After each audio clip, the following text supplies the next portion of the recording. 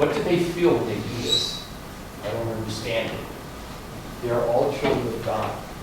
Why do they do it? Indeed, why? Why?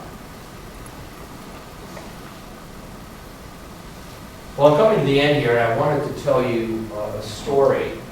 And people ask me, why did you do this? Why did you go back at age 57, go to war at age 59, at age 62, and now again at age 64? And my sons went to Ignatius.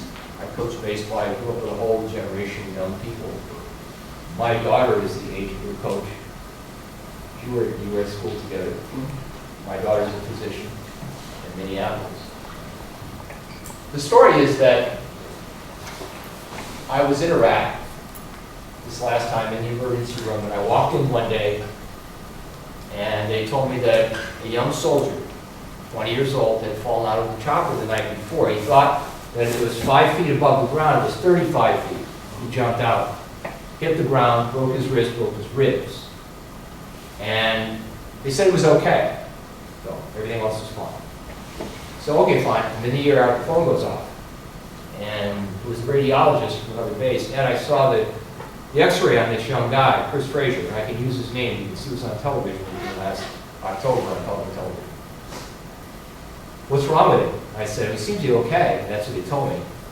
Look at his CT scan of his abdomen. And I did, and I said, oh my God, his splene's been ruptured.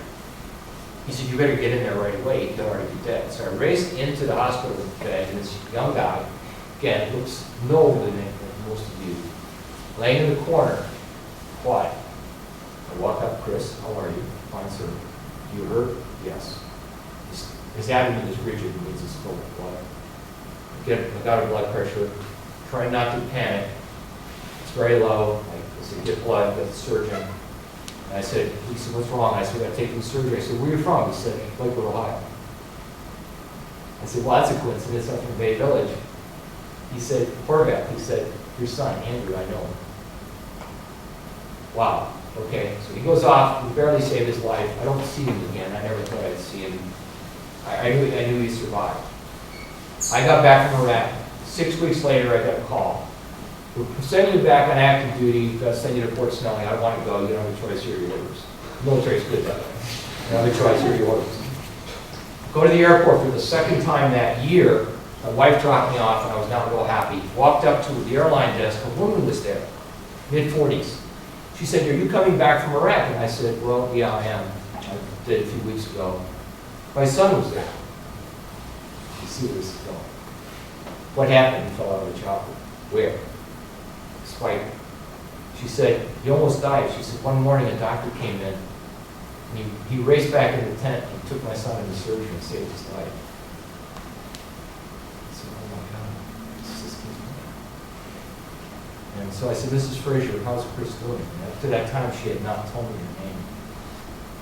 And she said, it was you. I said, I cared for your son that morning.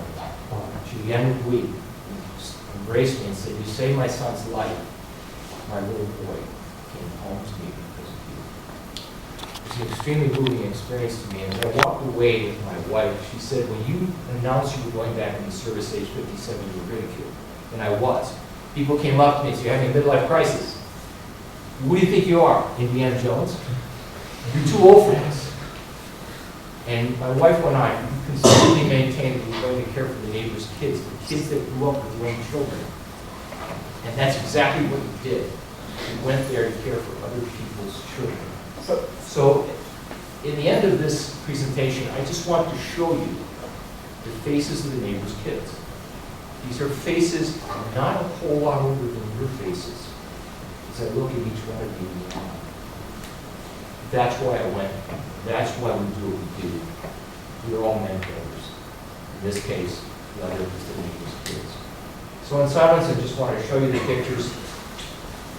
Two of these young faces, I will tell you, did not come back.